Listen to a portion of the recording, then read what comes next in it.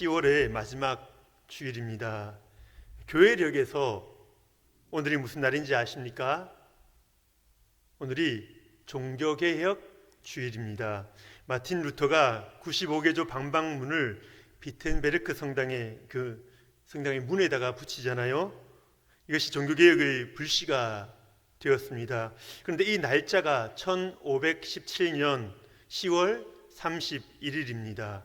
그래서 이를 기념하여 10월의 마지막 주일이 종교개혁주일로 지정된 것입니다.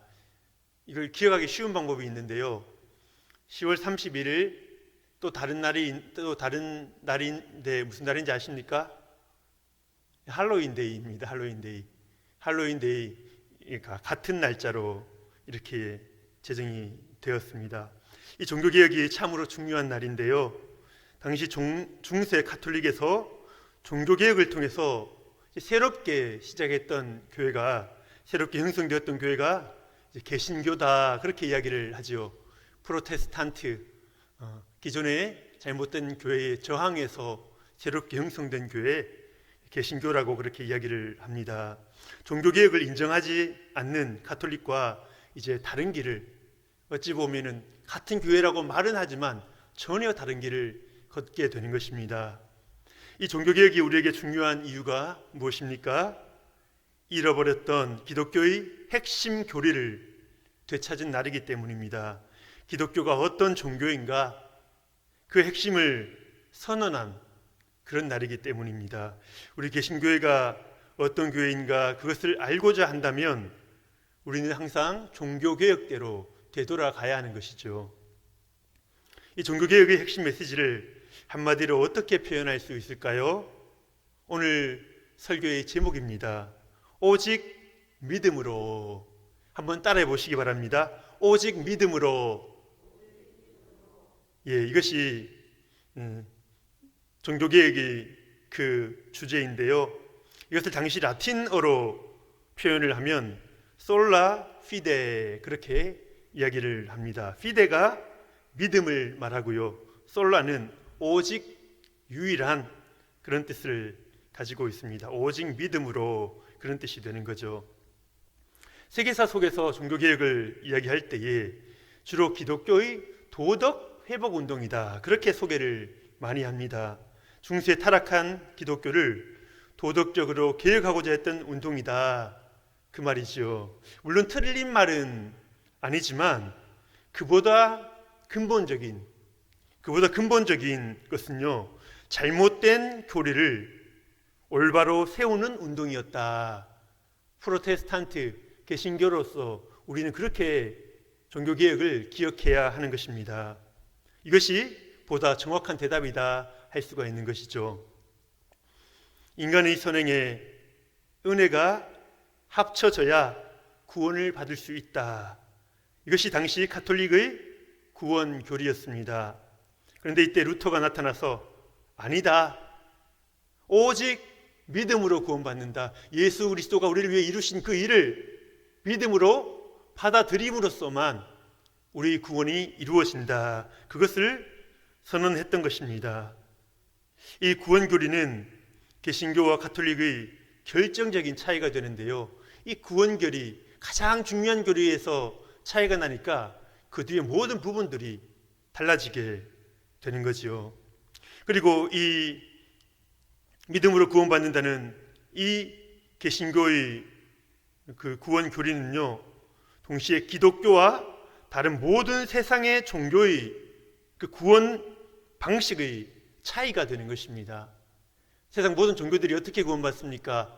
노력해라, 수행해라, 선행을 행하라, 그러면 구원받을 수 있다 이야기하거든요. 그런데 기독교는 그렇지 않다는 것입니다. 이것이 기독교의 유일성인데요, 이것을 기억하기 위해서 우리가 종교개혁을 반드시 기억해야 하는 것입니다. 이 시간에는 이 교리의 내용을 한번 살펴보면서 우리의 신앙을 다시 한번 점검해보는 그런 시간이 되었으면 좋겠습니다. 오늘 첫 번째로 로마서 1장 17절 말씀을 다시 한번 살펴보도록 하겠습니다. 이 말씀은 루터의 종교개혁의 불씨가 되었던 구절이다, 그렇게 기억하고 있으면 좋겠습니다. 우리 17절 말씀 제가 한번 읽어드리겠습니다. 복음에는 하나님의 의가 나타나서 믿음으로 믿음에 이르게 하나니 기록된 바 오직 의인은 믿음으로 말미암아 살리라 함과 같으니라.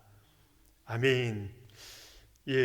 뭔가 중요한 말씀인 것 같기는 한데요, 그죠? 뭔가 그것이 느껴지기는 한데 번역이 어떻게 보면 조금 어렵습니다.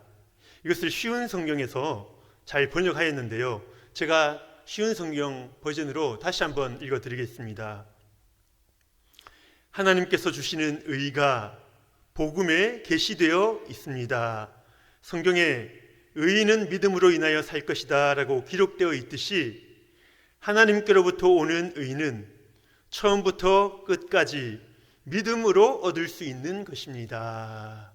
아멘. 그렇게 기록을 합니다.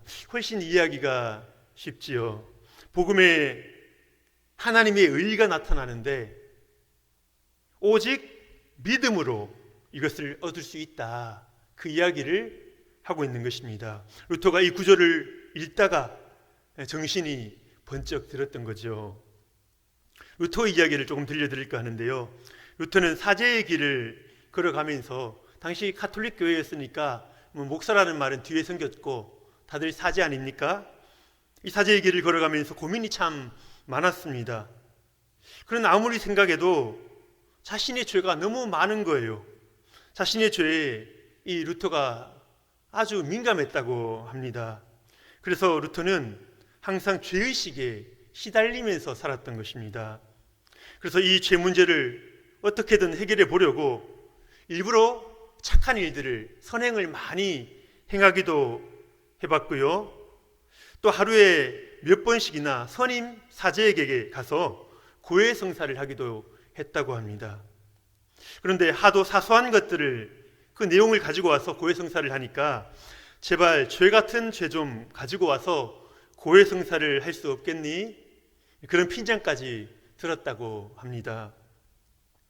하지만 그 죄의식에 민감했던 루터는 자신의 양심과 계속해서 치열하게 싸웠던 거죠. 그러던 어느 날 루터가 이 로마서의 오늘 본문을 읽다가 놀라운 진리를 발견하게 되는 것입니다. 그때 루터가 기록한 내용을 기록이 되어 있는데요, 제가 한번 읽어드리겠습니다. 로마서를 읽으면서 나에게 가장 큰 장애물은 하나님의 의였다. 그때 나는 수도사로서는 흠잡을 데 없었지만 하나님 앞에서는 여전히 마음이 괴로운 죄인이었다. 도무지 나의 공로로는 그분의 진노를 누그러뜨릴 자신이 없었다. 그러던 어느 날 나는 하나님의 의와 의인은 믿음으로 말미암아 살리라라는 이 말 사이에 연관성이 있다는 것을 깨달았다. 하나님께서 우리에게 은혜와 자비를 베푸셔서 우리의 믿음을 보시고 우리를 죄가 없는 것으로 여겨주시는 것, 우리의 믿음을 보시고 우리를 죄가 없는 것으로 여겨주시는 것, 그것이 하나님의 의였다. 그 순간 나는 새로 태어나서 활짝 열린 문을 통해 낙원에 이른 기분이었다. 루터가 이렇게 그날 자신의 느낌을 기록하고 있습니다. 로마서 1장 17절에 나오는 이 하나님의 의가 무엇을 이야기합니까? 사람의 의, 율법을 지킴으로써 이루는 의, 이것이 아니라는 거죠. 하나님께서 직접 제시하시는 의가 있다는 것입니다. 누구도 율법의 행위나 도덕적인 행위와 같은 인간의 행위로는 결코 구원을 얻을 수가 없습니다. 인간의 행위가 아니라 십자가에서 나타난 그리스도의 사랑과 희생을 믿음으로 받아들이는 거죠. 그럼으로써 구원이 임하게 된다는 거죠. 루터 당시 가톨릭의 구원글이 무엇이라고 말씀드렸습니까? 인간의 선한 행위가 반드시 필요하고요, 여기에 하나님의 은혜가 덧붙여지면 그 사람이 구원을 얻는다는 것입니다.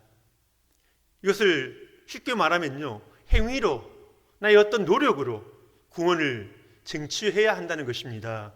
이러한 교리 위에서는요, 은혜가 설 자리가 없습니다. 기독교는 은혜거든요. 선물로 받는 거거든요. 그러니 감격의 삶을 사는 것, 그것이 기독교거든요. 그런데 내 힘으로 구원을 쟁취해야 하니 더 이상 은혜의 자리가 없다는 거죠. 행위에 따라서 우리도 모르는 사이에 등급이 형성됩니다.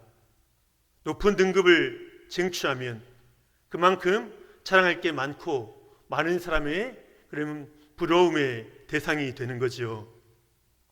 기독교와 세상 종교의 구원 방식이 똑같아졌던 것입니다. 그때가 16세기인데요.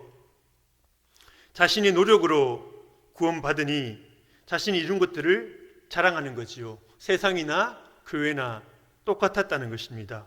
심지어 중세 교회는 세상보다도 더 타락한 모습을 보였다.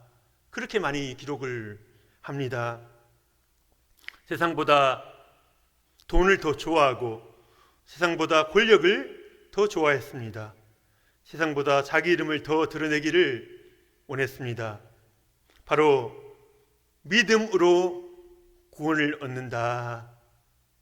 오로지 예수 그리스도를 통해서 그 은혜로 구원을 얻는다. 이 진리를 놓쳐버렸기 때문입니다.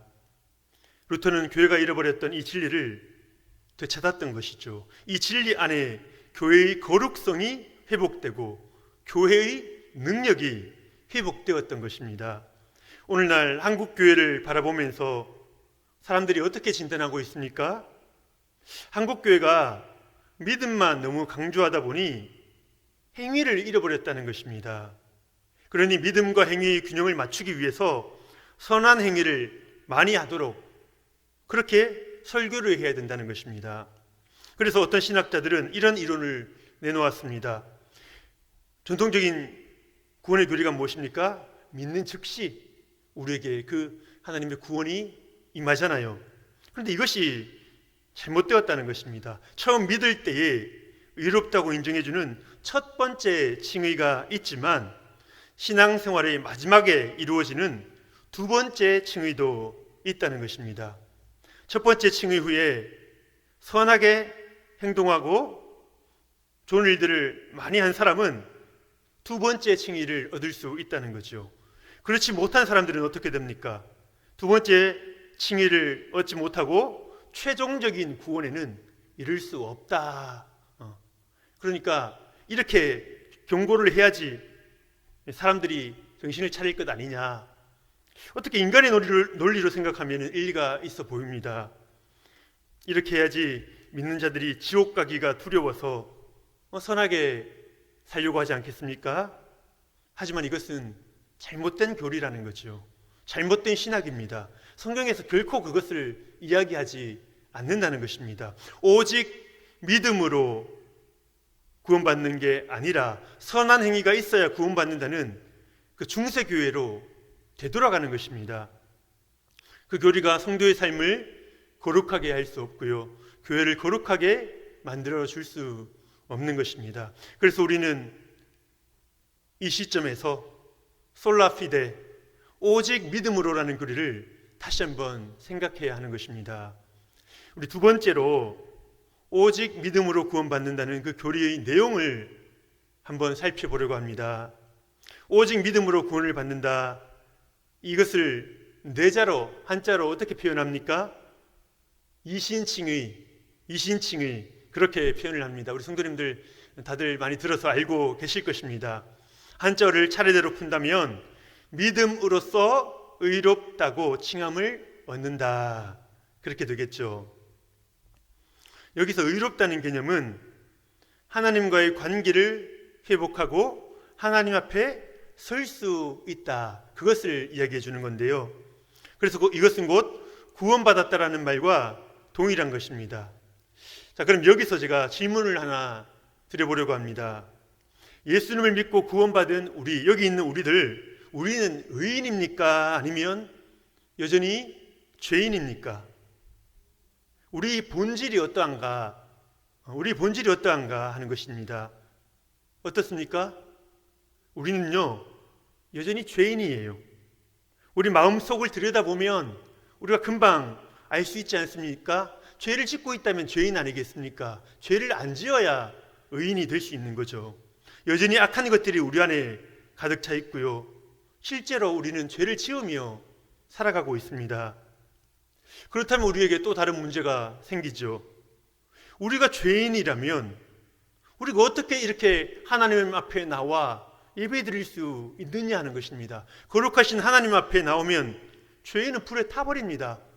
살아있을 수가 없는 거죠. 그런데 어떻게 우리가 이곳에 나와 하나님과 교제하며 예배할 수 있느냐 하는 것입니다. 어떻게 가능합니까? 하나님께서 죄인인 우리를 의인으로 여겨주고 계시기 때문입니다.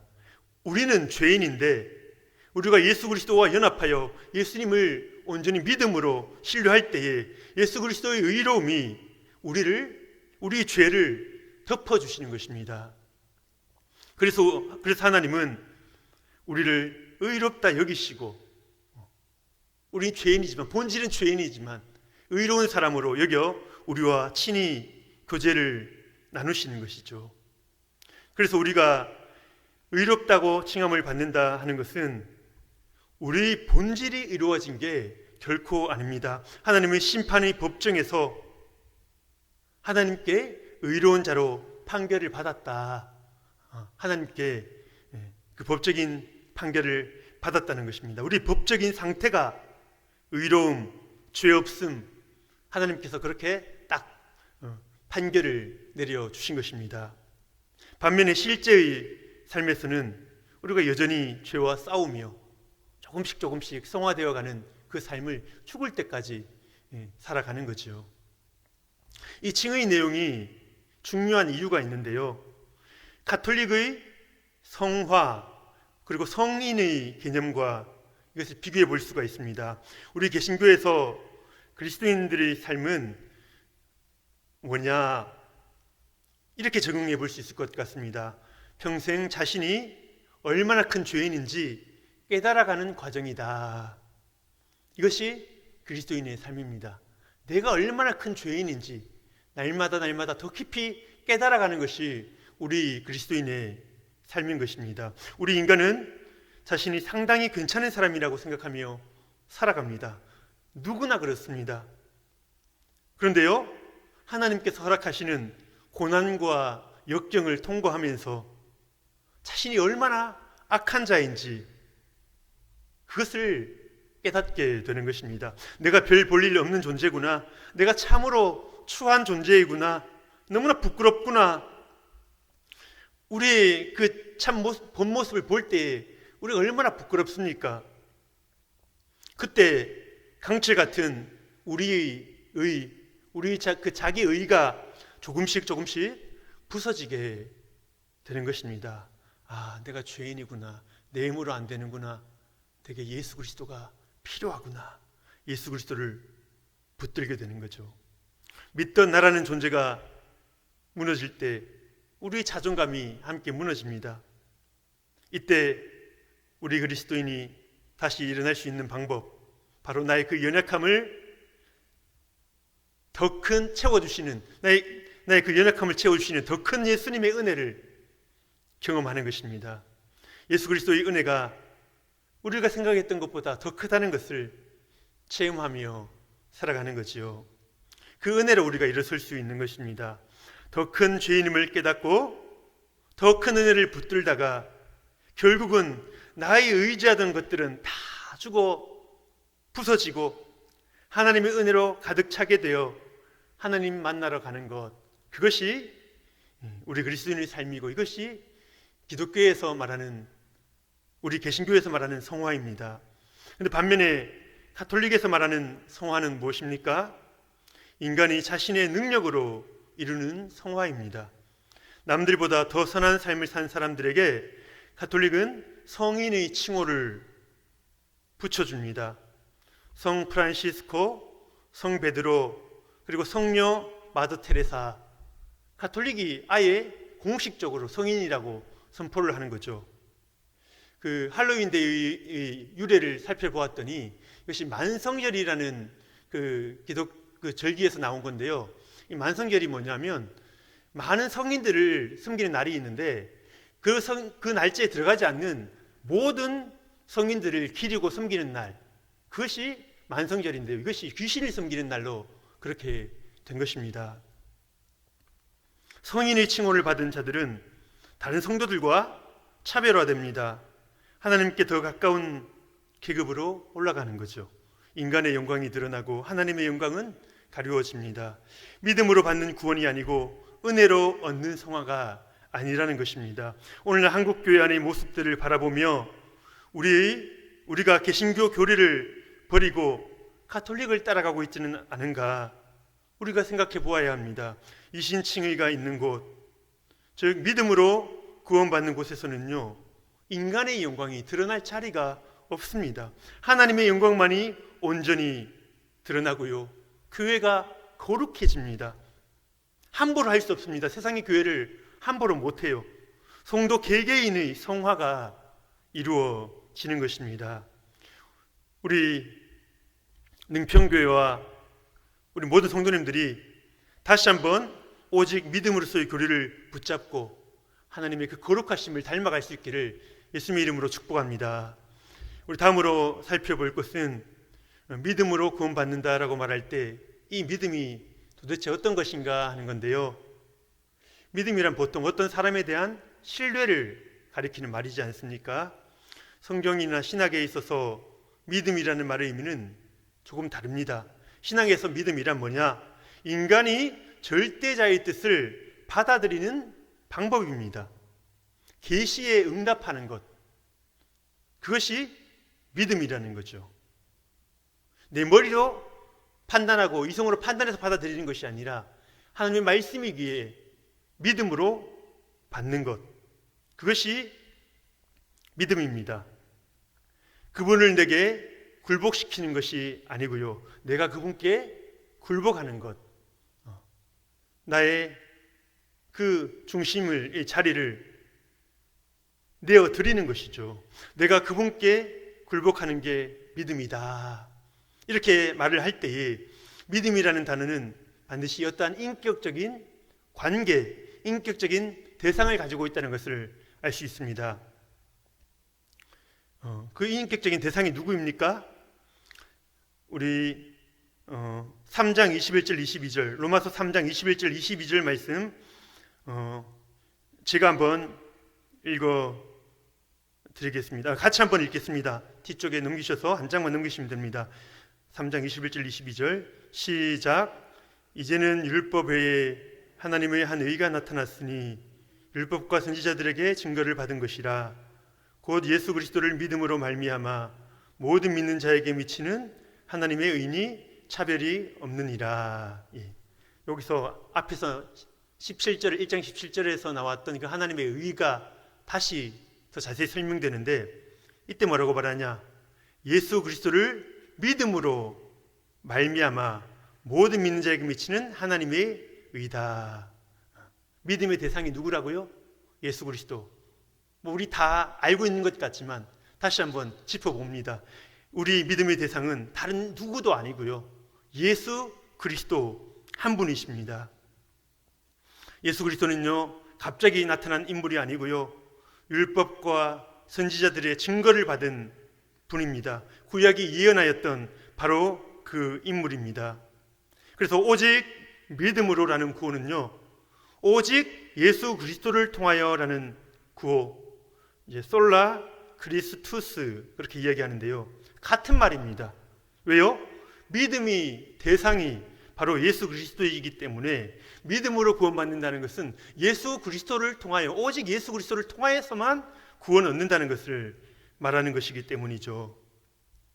예수 그리스도와 어떠한 인격적인 관계를 맺고 있느냐, 거기에 따라서 우리의 구원 여부가 달려 있는 것입니다. 가톨릭 사람들, 세상 사람들은 내가 어떻게 행하느냐에 따라서, 내가 뭘 하느냐에 따라서, 내가 착한 일을 하느냐 마느냐에 따라서 구원이 결정된다라고 말하지만, 우리는요, 참 구원자 되시는 예수 그리스도, 그분과 나와의 그 관계 속에서 예수 그리스도 없는 구원은 없다는 거죠. 우리 성도님들, 그 예수 그리스도와 어떤 관계를 맺고 계십니까? 예수 그리스도에 대해서 잘 알고 계십니까? 그분이 어떠한 분이신지 더 깊이 알고자 노력하고 계십니까? 예수님 그러면 감격이 있고 주님 사랑합니다 외치게 되고 그 친밀한 관계가 있으십니까? 우리 신앙을 점검하길 원한다면 우리가 예수 그리스도와 어떤 관계인가 이것을 확인해야 하는 것입니다. 하나님께서 우리에게 율법을 주셨잖아요. 그건 뭐냐면 이 기준을 지켜야지 하나님 앞에 설 수 있다, 구원받을 수 있다라는 것입니다. 그 기준을 주신 거죠. 그런데 우리 인간의 힘으로 지을 수 없잖아요. 율법은 우리에게 뭘 말해주냐? 우리가 그것을 지킬 능력이 없다는 것을 계속해서 이야기해 주거든요. 그러니까 우리는 좌절이지요. 하나님의 진노만 우리를 향해 있는 것입니다. 그런데 하나님께서 그 아들 예수님을 이 땅에 보내주셔서 그 율법의 모든 요구를 예수라는 이 완전한 인간이신 그분이 다 이루었던 것입니다. 율법을 다 이루었다니까 이게 좀 추상적으로 들리잖아요. 율법에는 하지 말라라는 말들이 그렇게 많이 있습니다. 그죠? 그런데 율법을 두 가지 하라라는 내용으로 요약할 수 있어요. 두 가지가 무엇인 줄 아십니까? 우리 다 알고 계실 겁니다. 마태복음 22장에 보면 첫 번째는 마음을 다하고 목숨을 다하고 뜻을 다하여 너의 하나님을 사랑하라. 그리고 두 번째, 내 이웃을 내 몸과 같이 사랑하라. 이 두 가지만 완전히 지키면 모든 율법을 이룬 것이다. 그렇게 이야기를 했거든요. 그런데 이 세상에 하나님을 사랑하는 사람들이 어디 있었습니까? 이웃을 진정으로 사랑하는 사람들이 어디에 있었습니까? 그런데 예수님께서 오셔서 하나님께 온전히 순종하시고요. 그 백성들, 사람들 온 힘 다하여 사랑하시지 않았습니까? 결국은 하나님께 순종하여 십자가를 향하여 가시고요. 백성들을 구하기 위해서 그 십자가를 지셨던 것입니다. 예수 그리스도가 하나님이 주신 율법을 온전히 지키신 것입니다. 이제 우리가 구원받아야 할 차례인데요. 사람들이 두 가지 방법을 시도하게 됩니다.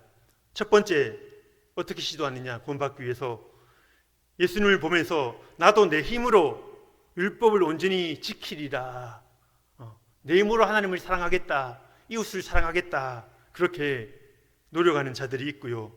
두 번째는 내 힘으로 할 수 없음을 인정하는 것입니다. 율법 앞에 솔직하게 정직하게 섰을 때에 난 내 속에 있는 죄의 미움, 그것들을 어찌할 수 없음을 인정하는 거죠. 그러면 어떻게 하게 됩니까? 예수 그리스도가 이루신 것들을 나의 것으로 믿음으로 받는 것입니다. 하나님 앞에 심판을 받을 때에 우리 두려워할 필요 없습니다. 왜 그런지 아십니까? 우리 나 혼자 나가지 않고요. 예수님을 옆에 꼭 붙들고 그 자리에 가면요. 하나님께서 죄 없음 인정해 주시는 거죠. 예수님과 관계를 잘 맺고 계시는지 확인해 보시고요. 예수님을 꼭 붙들고 계신지 확인하시고요. 마지막 때 예수님이 난 널 모른다 말씀하면 어떡합니까? 그렇게 열심히 교회 생활했는데, 종교 생활했는데 예수님이 모른다고 하시면 어떡합니까? 예수님과의 관계가 풍성해질수록 우리의 구원도 더욱 풍성해지는 것입니다. 예수님은 지금도 살아계시지 않습니까? 살아계시죠. 살아계신 인격이시잖아요. 우리가 성령과 함께 성령 안에서 예수님과 교류를 나눌 수 있는 것입니다. 우리가 지식적으로, 감정적으로, 의지적으로 예수님과 더 깊은 관계 속으로 들어가야 하는 거죠. 그래서 예수님과 깊은 사귐을 나눌 수 있기를 축복합니다. 이제 우리 마지막으로 오직 믿음으로의 그 신앙의 결과가 무엇인가 하는 건데요. 오직 믿음으로 오직 그리스도를 통하여 구원받는 자들은요, 오직 은혜입니다. 오직 하나님께 영광이 되길 바랍니다. 그 고백을 하게 되는 것입니다. 그러한 삶을 살게 되는 것이죠. 자격이 없는 우리들이 예수 그리스도의 공로를 선물로 얻어 구원받았습니다. 은혜로 구원받았으니 우리의 삶의 원리도 이제는 은혜입니다. 세상 사람들과 똑같은 방법으로 싸우는 사람들, 우리 기독교인이 그렇다면 너무나 불쌍한 사람입니다. 세상 사람들은 세상의 법대로 방식대로 싸우지만 우리는 그렇게 싸우지 않습니다. 하나님의 은혜로 저들을 대하는 것이죠. 갚을 수 없는 큰 빚을 탕감받은 자는 자신에게 작은 빚을 진 자들을 용서하며 살아갑니다. 용서하는 삶이 이루어지는 것입니다. 법으로 살아가지 않고요, 원칙으로 사는 게 아니고요, 은혜로 살아갑니다. 사랑과 용서로 살아가게 되는 것입니다. 그것이 천국 아닙니까? 그러니 교회는요, 작은 천국이 되는 거죠. 그리스도인들이 거하는 곳마다 작은 천국이 되는 것입니다. 율법의 요구를 이루지 못한 우리가, 사랑하지 못하던 우리가 사랑을 배워가는 삶. 구원받는 삶은요, 구원받았으니 이제 지겹다, 재미없다 이게 아니고요, 그 예수님의 사랑을 배워나가는 게 얼마나 감격스럽고 재미있는지 모릅니다. 사랑하니까요, 내가 용서하지 못할 줄 알았는데 용서가 되고요, 사랑이 되고요, 우리의 삶이 완전히 바뀌는 거죠. 죄인이 변화되는 기적, 가장 놀라운 기적 아닙니까? 그 기적이 우리 안에서 이루어지게 되는 것입니다. 마지막으로 오직 믿음으로 구원을 받은 자들은 결코 자신의 영광을 위해 살지 않습니다. 오직 하나님의 영광을 위하여 살아갑니다. 우리를 구원하신 아버지의 사랑과 은혜에 보답하기 위해 우리가 오늘을 살아가는 거죠. 하나님께 영광을 돌리는 것, 그것이 우리 인간의 제일 되는 목적이다. 이거 소요리 문답 외워서 다 맞추는 게 아니고요, 진짜 내 삶 가운데 하나님 영광 받으시길 원합니다. 고백하게 되는 거죠. 그래서 종교개혁의 그 마지막 솔리 데오 글로리아, 오직 하나님께 영광, 종교개혁의 그 최종 목표가 그렇게 연결되는 것입니다. 말씀을 마무리합니다. 지금까지 오직 믿음으로 구원받는다는 종교개혁의 핵심 교리를 살펴보았습니다. 오직 믿음으로 구원받는 자는 오직 믿음으로 살아갑니다. 처음부터 끝까지 다 믿음입니다. 나의 자랑이 들어갈 자리가 없습니다. 처음부터 끝까지 은혜이고요, 처음부터 끝까지 예수 그리스도를 통해서 이루어지는 것입니다. 우리 신앙 가운데 이 놀라운 진리가 회복되기를 축복합니다. 오직 믿음으로, 오직 은혜로, 오직 예수 그리스도 안에서 살아가시는 저와 여러분들이 복된 삶 되시기를 예수님의 이름으로 축복합니다.